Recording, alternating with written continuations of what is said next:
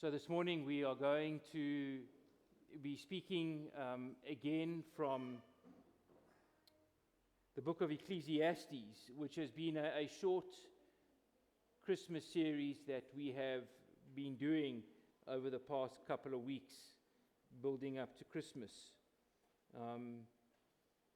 And so we'll be, in fact, looking at some of the verses in Ecclesiastes chapter 3 in the Old Testament. And the title for the message this morning is, What Did You Expect? So I wonder, what did you expect this Christmas? What was on your Santa wish list? A new phone? New shoes? New socks? No, you get those every year. You don't have to put them on, right? Perhaps your wish was for more peace, more joy, or more love. I wonder, have so far your Christmas hopes and dreams come true? So I think we all appreciate that while Checkers 60/60 may deliver what we order, often real life doesn't. Their plans change and people disappoint and problems persist. And so today, as we finish this short Christmas series in the book of Ecclesiastes, we again, I believe, particularly at such a time as Christmas, gain much needed perspective for life, for our lives. As we live in reality, in this day-to-day tension between our expectations on one hand and then our actual experience on the other. It is often a difficult place to live, but yet that is where life happens. And so today we're going to find ourselves brought back to the truth that our only hope lies in this life, and more so the life to come, in looking to God, in trusting Him, and in thanking Him above all else. So let's see if our expectations for Christmas are in line with God's expectations for us. So if you would follow with me in Ecclesiastes chapter 3, that will be great. If you have your Bible or phone ready and open. Otherwise, just listen. Perhaps some of this may even be surprisingly familiar to you this morning. King Solomon is writing this book of wisdom in the Old Testament. This is what he says here. So for everything there is a season, and a time for every matter under heaven, a time to be born and a time to die, a time to plant and a time to pluck up what is planted, a time to kill and a time to heal, a time to break down and a time to build up, a time to weep and a time to laugh, a time to mourn and a time to dance, a time to cast away stones and a time to gather stones together, a time to embrace and a time to refrain from embracing, a time to seek and a time to lose, a time to keep and a time to cast away, a time to tear and a time to sow, a time to keep silence and a time to speak, a time to love and a time to hate, a time for war and a time for peace. What gain has the worker from all his toil?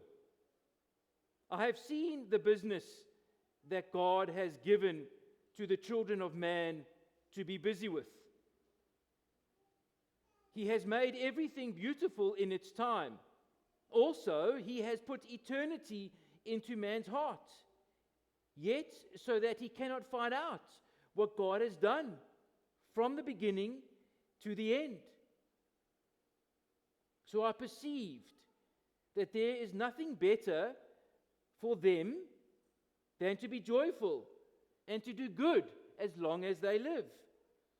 Also, that everyone should eat and drink and take pleasure in all his toil. This is God's gift to man. Well, I know what some of you are thinking, right? What a strange passage to preach on Christmas Day. Where's the nativity scenes? Where's the angels and the shepherds? Where are the wise men? Well, at a very superficial, perhaps you did notice some relevancy and connection. It mentions the word season right there in the beginning. For everything there is a season. And we are in the Christmas season. We often see everywhere seasons greetings. We see mention of the holiday season. And so we are now in the Christmas season. More than that, it speaks also of various times and experiences and circumstances, including a time to weep, for example, and a time to laugh in verse 4. And for many, Christmas is such a time. It is a time of weeping. It is a hard time. But also, for many, it is a time of laughter. It's a time of rejoicing and a time of fun, isn't it? And so there is some relevance. More than that, together, it speaks in verse 12 of being joyful. And we know the word joy and jolly are all around us at Christmas time. We cannot escape those terms and realities. In fact, verse 12 also speaks about doing good, you notice. I perceive that there's nothing better for them than to be joyful and to do good as long as they live it. And how much of Christmas is about doing good? That it is often mentioned by parents to their children that if you are good, and that's what Santa says, you will get presents, right? And also doing good is much of a theme in people's lives around Christmas time, in that it's all about helping others, helping those in need and doing good. So there is further relevance. In fact, even it ends in verse 13, not least of all, speaking about everyone eating and drinking and taking pleasure. Now, aren't we all going to be doing that in a couple of hours' time? Eating and drinking at our Christmas lunch. And so surely you've seen there is much relevance in this passage to Christmas Day. Well, of course, strictly speaking, this is not a Christmas text.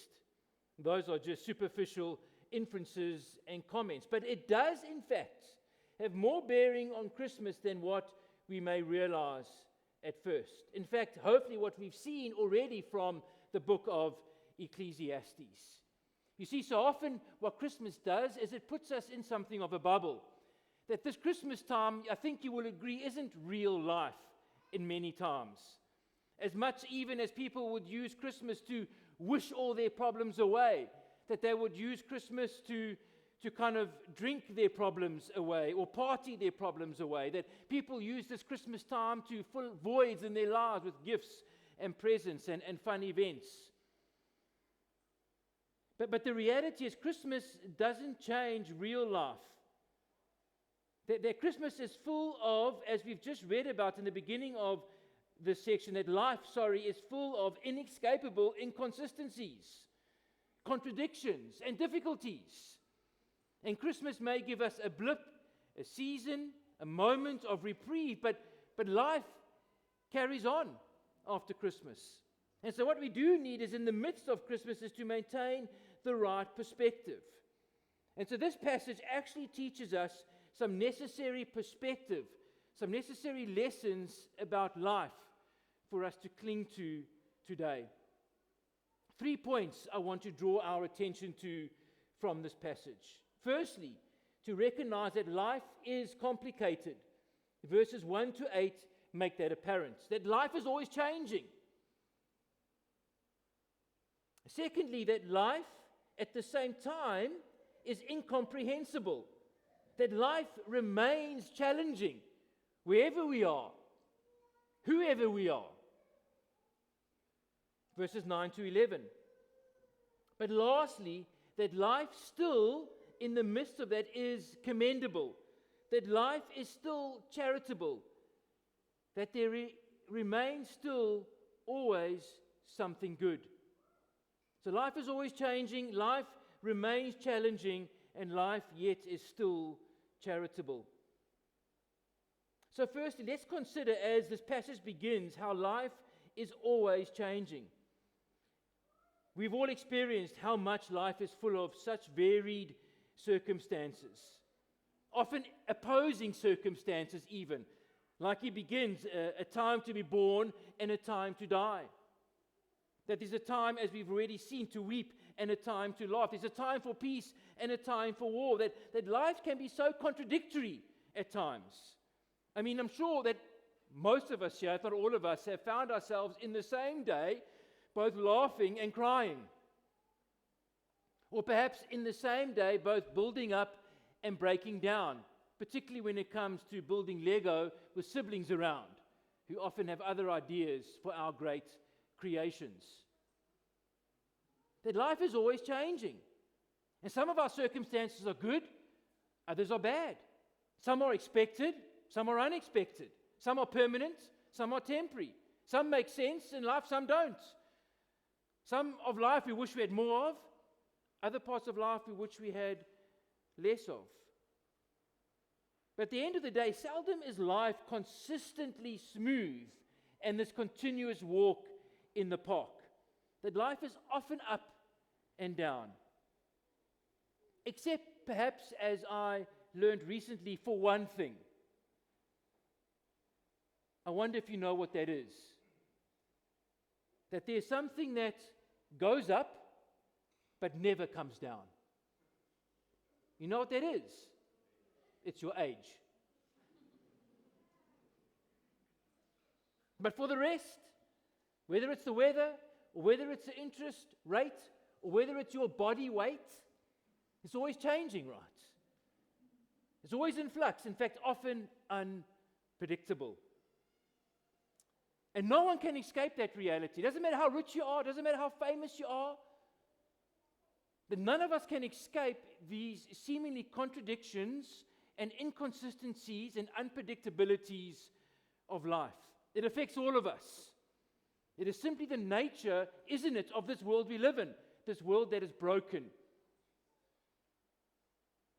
Yes, indeed, in the beginning, God made the world good. He made the world perfect. He made the world blessed. But man, in his sin, choosing to reject God and his goodness, choosing to go his own way, brought curse and devastation and destruction and death upon this world. And so since the fall, everything has changed. That we're living, as John Milton famously put it, in paradise lost. That's the world we live in. That none of us can deny. Whatever your belief system may be here this morning, none of us can deny that there's something wrong with life. We've all experienced its brokenness. Every man knows, every woman knows that this world is not as it was meant to be. That this world is scarred. That this world is stained. Which the Bible tells us rightly, because of sin. And so, how do we find any peace amidst this constant change? Even especially perhaps at Christmas time, when loss of a loved one perhaps is felt more than other times, where brokenness of relationship is felt as families ought to gather together, as an estranged child or a cold marriage becomes more heartbreaking, as hopeless debt feels more overwhelming. How do we find peace in the midst of such a world of such contradiction? Well, indeed, it is Christmas that begins to solve this for us. Because you see, Christmas, in a way, is about the greatest contradiction, the greatest anomaly that man has ever seen.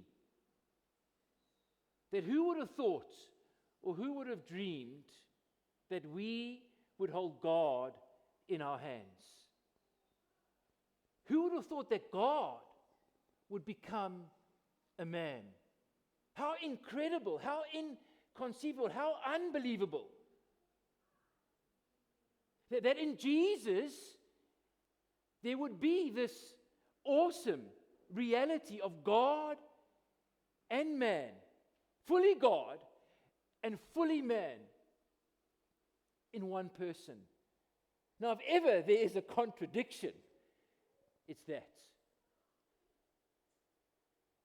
And yet Jesus came, bringing together what would be a collision of opposites, yet existing in harmony. That in Jesus' birth, in his incarnation, in the Word become flesh, he brings together what seemed irreconcilable. But in Jesus, the God-man, this uncrossable chasm between heaven and earth is brought together. That have you ever wondered, have you ever considered that Jesus being born is the very embodiment of the irreconcilable being reconciled? Jesus, the God-man, for us. And so in the very birth of Jesus, you must see that there is glimpse, there is hope that he has come, demonstrated in his very person to reconcile what is irreconcilable, to bring harmony where there seemed to only ever be disharmony and curse and chaos, that there is hope in the midst of the complexities of life as Jesus comes in himself as the God-man. Never mind, therefore, that what this means is that the one who has lived forever in eternity took on time, took on all this time that this passage speaks about. Not least of all, even that God in Jesus would come and take on a time to be born like us. Even more so, would take on a time to die for us.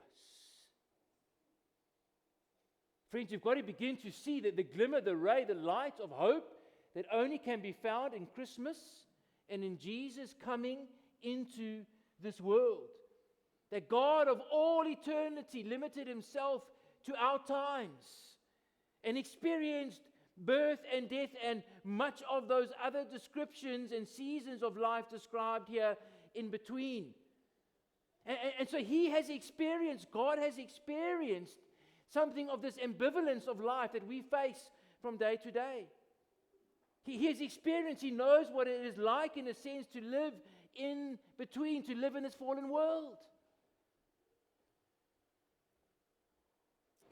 And he has come to restore and to mend and to fix and to heal. Even so, born as he was, so lowly, born among animals in Bethlehem, born to such ordinary parents, that the one who holds the world together in his hands would be held by Mary in her arms. Sure, God knows this life of contradiction so much more than you and I will ever. And so though life is complex and changing, the hope of Jesus come for us at Christmas is real. And we need such hope. We need such assurance. Because not only is life always changing, secondly, as he goes on here to remind us that life remains challenging. As he then concludes from this description 1 to 8 in verse 9. So what gain does the worker have from all his toil? I've seen the busyness that God has given to the children of man to be busy with. And yet he cannot find out what God has done from the beginning to the end. That how do we make sense of this life of contradiction, where nothing seems to last, in a world of constant change, where we seem to be so busy with life, and yet maybe you've gained so little. So often we try to ignore this reality of life, but we can't. As much as we distract ourselves with all sorts of amusements and busyness, as much as we try and find our own answer to all this confusion, seeking new discoveries of ways to explain everything, to overcome our world of brokenness. We invent new religions to appease our consciences. We develop new philosophies to appease our intelligences. We develop new technologies to overcome our problems. We find new causes to be distracted by. We invent new recreations to indulge in. But none of that is able to tie life together. There are always loose ends, no matter what we try. We may be able to tie a ribbon and a bow around our Christmas presents, but we struggle to do the same with our lives. And the thing is, we can't avoid being bothered by it. You see, because as he reminds us here, God has put eternity in our hearts, that every human being is made in the image of God, made by God, for God, having this capacity and this desire to understand God, ultimately to see how everything fits together, which is only found first and foremost by being rightly connected to God. And until then, we're groping in the dark, but we're groping. We need to find the answer because eternity is in our hearts. You see, we live in this world of a time for this and a time for that. We live in this world of time, but we're made for eternity. And there is this inherent, therefore, frustration and longing to fix things, to understand it, but we can't on our own. It's as if we're trapped doing time, all the while longing to be free. And so what is the answer? Well, Solomon is slowly moving us there, more and more. But what he wants us to recognize is this reality that life is a bit like building a puzzle. That we experience just like a puzzle as different pieces of different shapes, different edges, different colors. So our lives are made up with this abundance of different experiences. And you look at some of the pieces of a puzzle, and some at first seem totally out of place compared to others. Some of the pieces in the puzzle look like they should be part of another puzzle. Or you think that there is a piece that seems so right, that this piece must fit in here. And as hard as you try, as many different ways you turn the piece to force it in, it just still doesn't fit. Yet you think that it should. And so life can be so confusing because they're so frustrating because of that. Or there's just one more piece that you need to complete this certain section in this puzzle. Everything around it is done. There's just this one piece in the middle.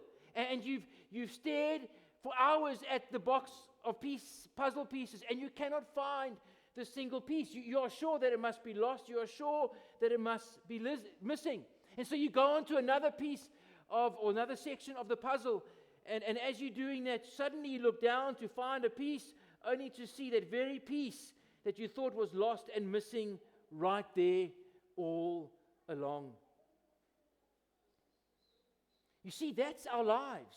All these pieces. And we're struggling to know how they fit together, when they fit together. Our trouble is not only that life refuses to keep still, but also that we only see a fraction of the movement and of its subtle, intricate design. And so this is life and what Solomon is reminding us of here. This is the reality, and it's only God.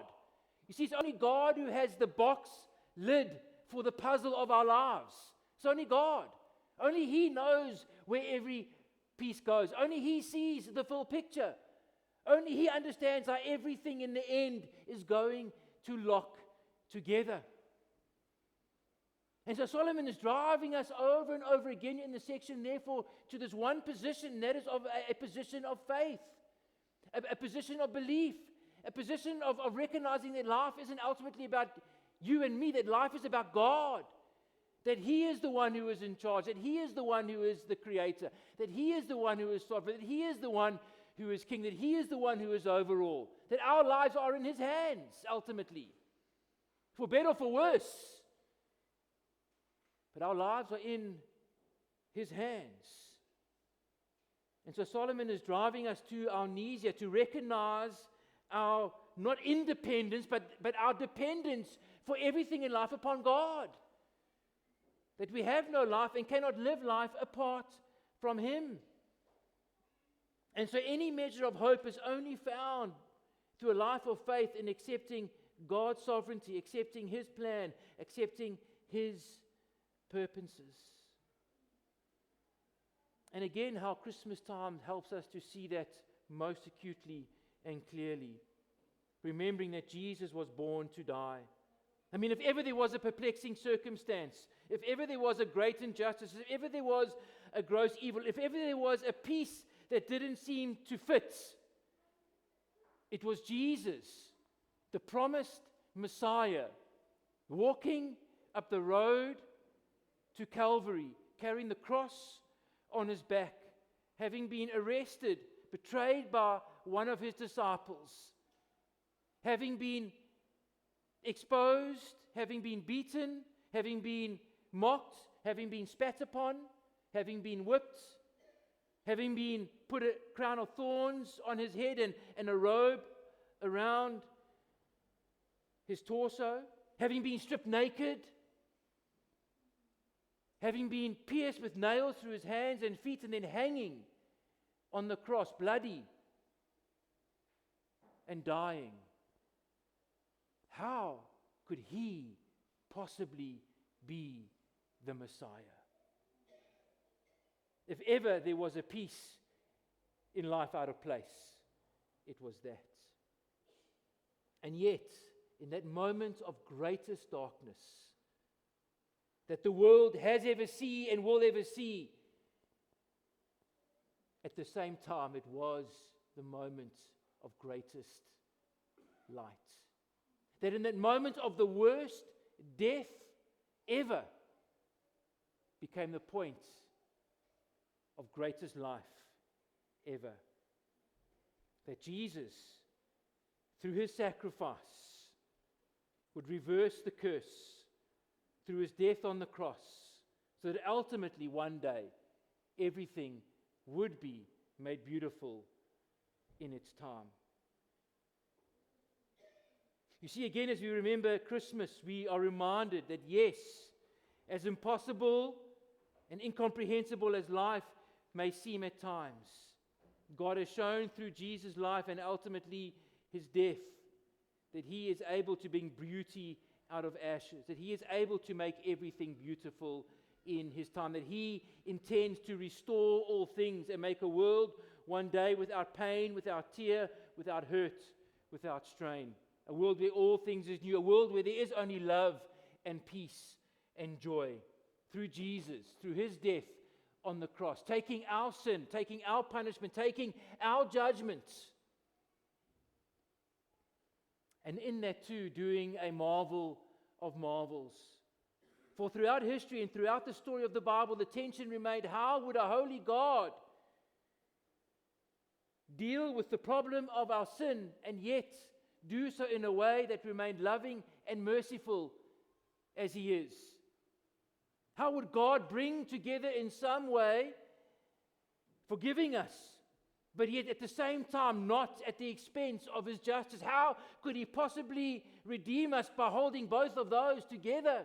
And of course we see so wonderfully, so beautifully, that comes together in the cross, where wrath and mercy meet, as God himself in Jesus is the one who is judged. God pours out the fullness of his wrath, meting out his perfect justice, but not on us, you see, in Jesus, in our place. And so at the same time, doing right justice for our sin, and simultaneously upholding his grace and his kindness and his love in dying for us. Oh, Christmas reminds us so much so that God is worthy of our trust. He is worthy of our faith. That we ought to, in the midst of life that is always changing and that remains challenging, to trust him. And as we do that, we'll begin to appreciate, thirdly, of how life is still charitable. As he ends here, for I perceive that there is nothing better. You see, there is something better. That life isn't just vanity and meaninglessness. There is a better way to live in the midst of this life of contradiction and confusion. That there is something better. That there is joy to be had. There is a good way of living. We don't have to resign ourselves to nihilism and meaninglessness. That there is a way of living where we can embrace and enjoy life. As he says, that we should eat and drink and have pleasure in all our toil. And the way is a life of faith, thanking God and trusting God for all that is ours. Not in simply some good, altruistic, moral way, but seeing life because it is all, at the end of the day, as he says here, a gift from God. That everything we have is from God. Everything is his gift to us. And so life is only going to make sense. Life is only going to have meaning. Life is only going to be fulfilling as we understand that it is not about my gain. That life isn't about me understanding everything. Life isn't about me getting everything. Life isn't about me knowing everything. Life isn't about me controlling everything. That life is about trusting God and thanking him for all that he has given us. You see, because we're reminded in John 3:16 that God so loved the world that he gave his one and only Son, so that whoever believes in him should not perish but have everlasting life. You see, Christmas reminds us that that is who God is. He is a God who gives. He is a God of benevolence. He is a God of generosity. So much so that he would give his own Son for us. How can we for a moment not see that all of life, therefore, is gift? All of life is grace. And so whatever my lot may be, I can trust in this God who has given us the greatest of all, his only Son. How will he, along with him, not graciously give us all things? He who did not spare his own Son, but gave him up for us. And so even later at lunch, as we are savoring the gammon with cranberry jelly, let us marvel how God created taste buds that we can enjoy so many different kinds of foods. Or as we put another spoonful of trifle in our mouths, be amazed at the different textures and enjoy the pleasure of eating such good sweetness. Or perhaps as you're sitting around the table and there's an empty chair of a lost loved one, we can be thankful yet for the time that was had with them and for the time God has still given you to live and to each day on earth taste and see his goodness. Even as you relax and enjoy Christmas time with friends and family, one can be thankful that God has provided you the work and the means to be able to enjoy such a time of holiday with family. Or even at this time as you pray for others, even at this time maybe as you're being compelled to share and to give to others in need, be thankful for how we are able to extend God's love and grace to others, seeing that greater blessing of giving rather than receiving. You see, life is still good. And the only way it is good is when we see it not as for my gain, but as a gift from God. That's what Christmas teaches us ultimately, that as we live this life, as every man as we end today is striving, not ultimately in the midst of this chaos to make sense of life in general, but striving ultimately, whether aware of it or not, made in God's image, striving ultimately to find that spiritual connection, to find that spiritual life, to find that eternity that you've been made for, and finding it in all the wrong ways. That what Christmas reminds us that the only way you can find that is not through your own religious efforts, not through your own charitable deeds, not through your own moral good works, not by coming to church on Christmas Sunday, not by giving to the Lions table or to whoever else you may support with your good moments of charity. That salvation is never about your gain. Salvation is never about what you do. That Christmas reminds us so vividly over and over again that salvation is about one thing. It's about God's gift. That salvation is about what Jesus has done. I wonder what you expected this Christmas. Did you expect to realize for the first time that Christmas is ultimately about God's gift? That Christmas is about what Jesus has done for you. That true life and true joy and true hope is found in Him alone, in Jesus, who is born to die for you. May we all receive that ultimate gift this Christmas of life and salvation. Let us pray. Our God and Father, we thank you for this time that we can remember the reality of life and do so in the midst of the hope that Christmas reminds us of in Jesus and in the gospel, of all that you have done for us, that you have gone to the greatest lengths ever, that you have left the glories of heaven to come to the brokenness of earth, that you were born so humbly in order to die so tragically, in order to provide life so perfectly. We thank you, O God, for this gift that Christmas is about, the gift of yourself for us.